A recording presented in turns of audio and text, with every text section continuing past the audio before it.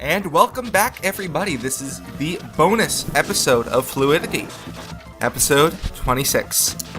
As far as I know, this will be the only bonus episode. We did all the collection, we did all the secret hunting, so unless somebody has some very important information, this is goodbye. I'm just showing here the full final run of the final boss area so we can get the actual ending. A lot of things in this level screwed me over. Oh, right here I was testing to see if you could kill the goop slug from outside the wall, because the animation sort of goes into the wall of it. You can't. I just want to make one thing clear, I did not plan for the death and the quote-unquote fake-out end to happen. It just sort of happened that way, and when I was editing the video, the video length just matched up where that would be a perfect cut for an episode. So I just had this little gag there. The main source of deaths actually was not one that you saw in the video and you won't see in this video. When you're bringing the gear over to open up the bottom right part, there is a lava pit that you have to pass. I believe there's a few of them actually. By the time you're transporting the gear, you're sort of tired of the level and you just want to get it over with. And gear plus lava equals instant death. I believe I wasted an entire set of lives on that specific challenge. Okay, once you're in the bottom right, I actually don't know what changes the respawn point here. I've died several times here, and sometimes I respawn in the inconvenient area I showed off last time, and sometimes I respawn in the center of the bottom right area. I have no idea what changes it, and my best guess is the button on the moving platform above that activates the other moving platform.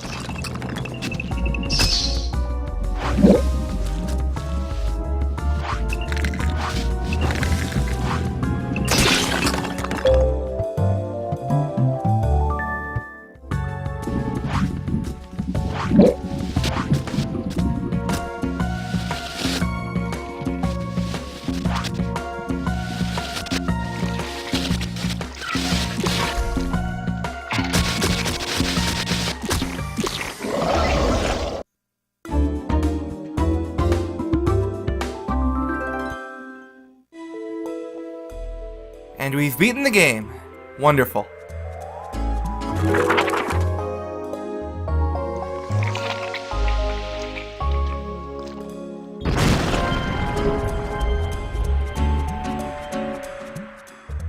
And Equatius is free of the evil ink once again.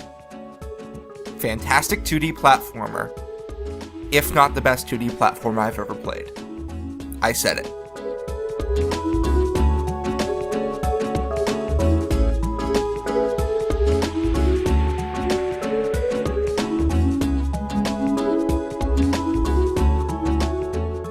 Yeah, sure, it has its faults, but all in all, fantastic game.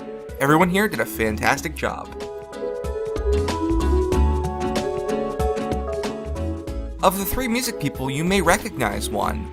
Alistair Brimble was the sole composer of the first two Roller Coaster Tycoon games.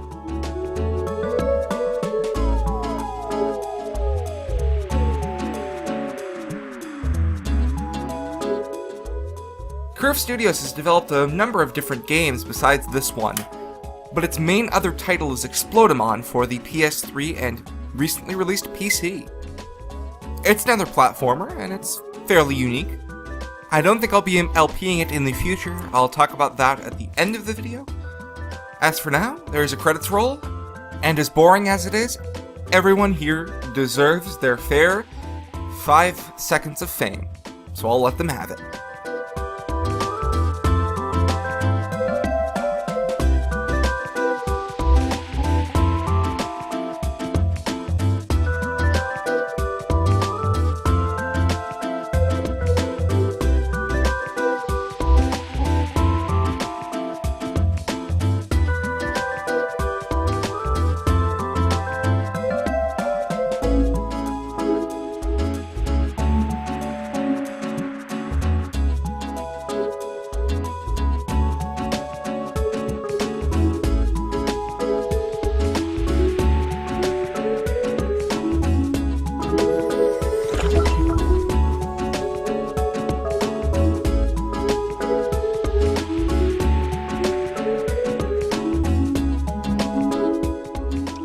Okay, so here we are back on the menu. There are a few differences. The first thing you'll probably notice is that the collection counters have their totals attached to them. On the file select screen, our file has a rainbow border around it. And we also have this wonderful badge. Now, in the game files, the asset is a complete badge, fully complete with the number 89 on it. Right now, I'm trying to find a way to make the sort of badge pop up and show the 89. I couldn't find one. Pause the screen if you really care. All of them have been available from the beginning, including cloud control. So they didn't really make an effort to hide the fact that there was a cloud in the game. I did. By pressing the minus button, we can replay the tutorial level at any time. Nothing really changes, so I'm not going to show that off either.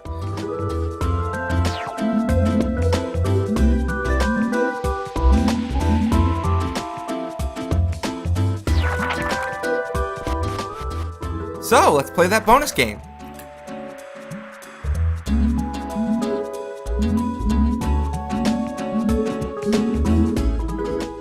They call it Trouble Tower. I don't know why. I just call it The Floor is Lava. Here, we're ice, and we have an objective. Get as many points as possible. The lava here is constantly rising, and touching it is an instant game over. Collecting the clock icons will stop the lava for about 3 or so seconds, and collecting the plus icons will give us about 50 extra points in score. The main way you get score is height. The higher you go in the level, the more points you get. It's quite similar to the long jump in that regard, and again, like the long jump, it's one level, you're ice, it's not randomly generated, and you do gear riding a lot. When we did the long jump bonus video, I believe I said that that was my favorite game. That's because in my main playthrough file, there's a glitch that prevented me from getting all the puzzle pieces, so I really have never played this game before. Anyway, that was my worst run. Now time for the complete run. I do like that the game gives you options on how to win the game. You can just try to get as high as possible and repeat the level as much as you want, or you can collect as many pluses as possible and try to freeze the lava and play dangerously. Now, to be honest, I'm really not someone who cares that much about high scores. I'm really someone who favors good exploration and good level design. So my goal in this minigame isn't to get the highest score possible, it's to get all the way to the top. And in this run, I get all the way to the top and then intentionally die afterwards, because I've seen everything.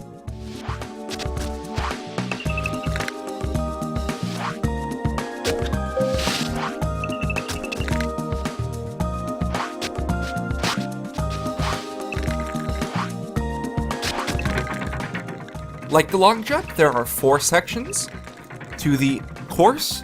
There's a green section, a teal section, a purple section, and a red section. In this game, though, usually all 4 are segmented by a button that you have to press.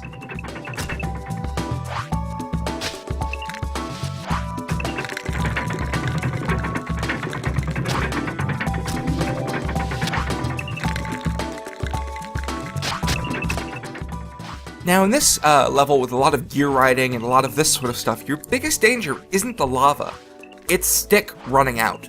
There is a cooldown period, and it will hurt you.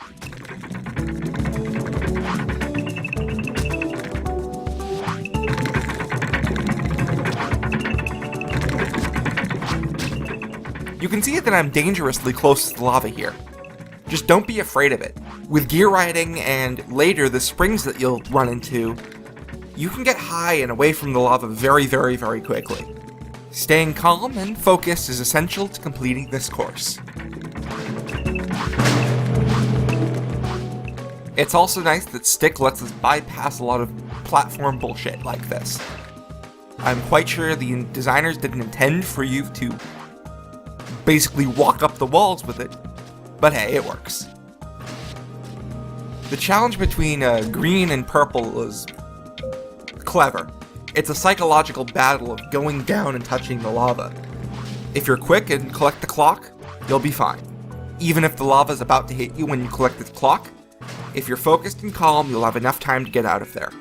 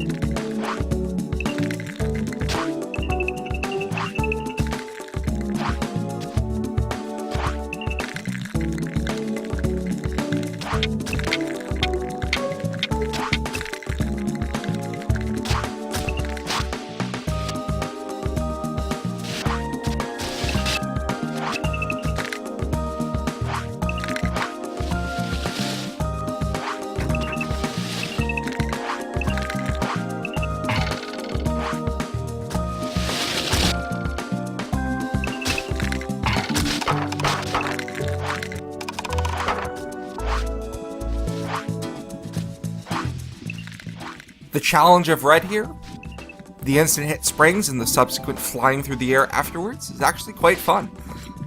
It's followed by a somewhat simple platforming obstacle course, and there's the button that, eventually, gets us near to the end of the level.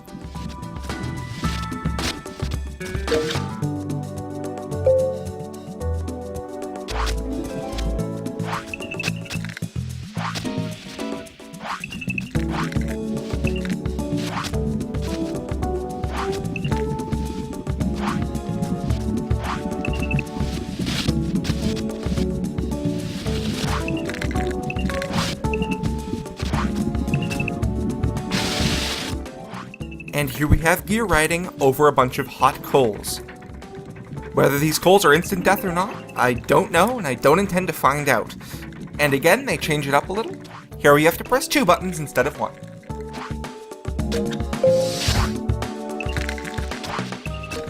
If you're not that proficient at gear riding, this challenge can be extremely tricky. And here's the end of the course. It's probably the hardest platforming as ice challenge you'll see in this game.